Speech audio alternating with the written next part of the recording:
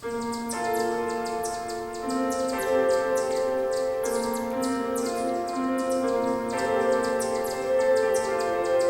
you wrote a book.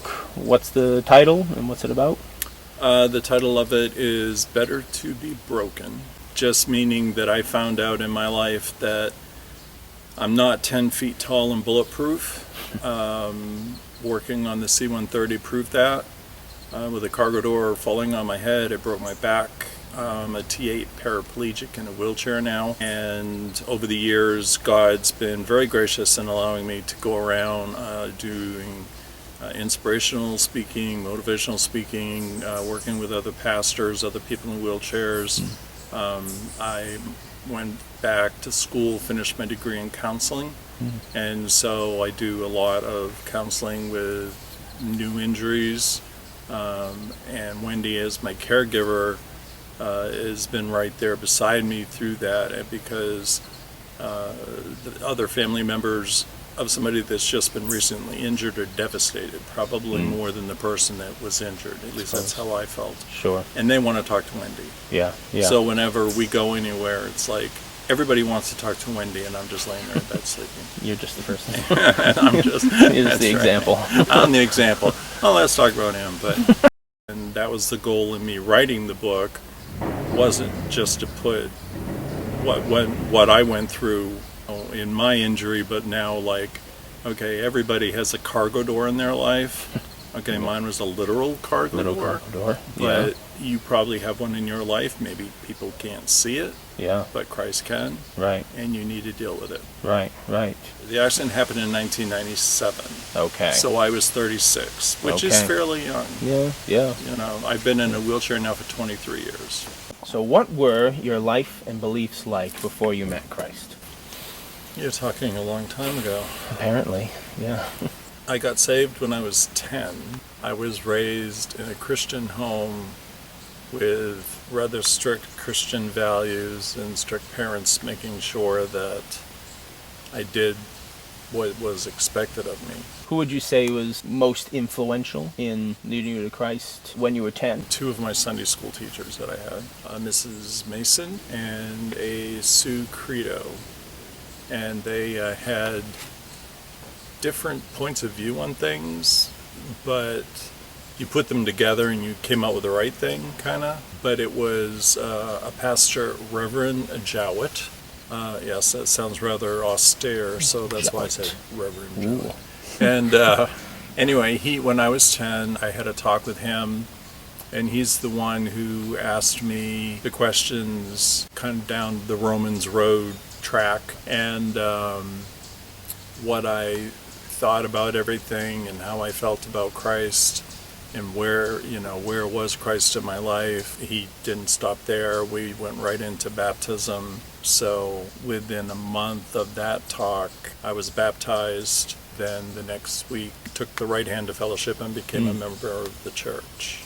Do you remember any particular thought or feeling that was like associated with when you thought like, oh, I should do this now. I should be saved? Along those lines, it wasn't what I was thinking, it was what somebody else was thinking. Yeah. And it was my grandmother.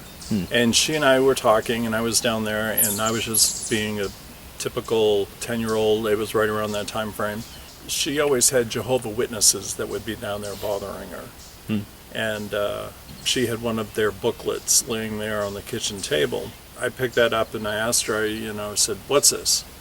The Watchtower? Yeah, yeah. So she told me and who brought it and stuff like this. And I said, oh, and I was like, so I was kind of just leafing through it, and I saw some stuff as I was leafing through it, even at that age, that just didn't seem real correct. Yeah.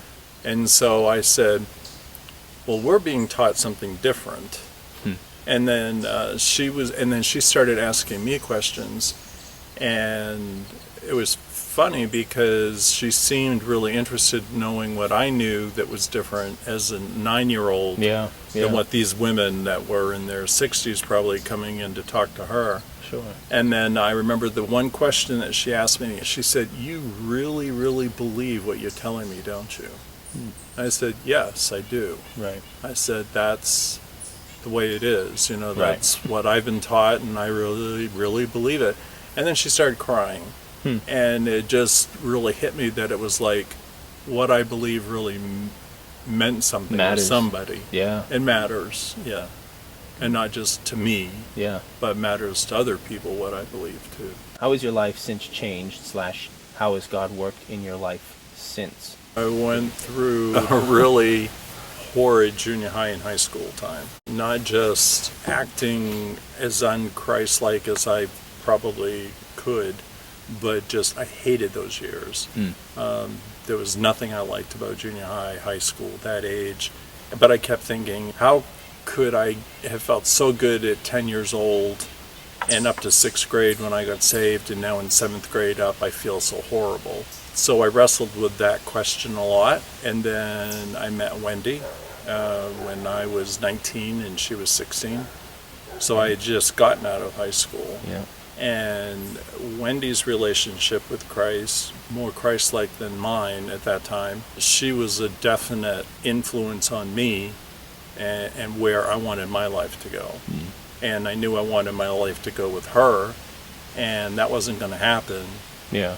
if I didn't buckle down and change my something life. different, yeah. Right, do something different with my life. So that made me start rethinking things, and kids make you start rethinking things. Would you say that, you wouldn't have necessarily stopped disbelieving what you had believed as a kid? It's just that other stuff took over. Yeah, other stuff came to the forefront. I know that it talks about it in the Bible. Paul talks about it. A lot of people don't necessarily believe in a carnal Christian. They think more, well, then you were never really saved and you got saved later.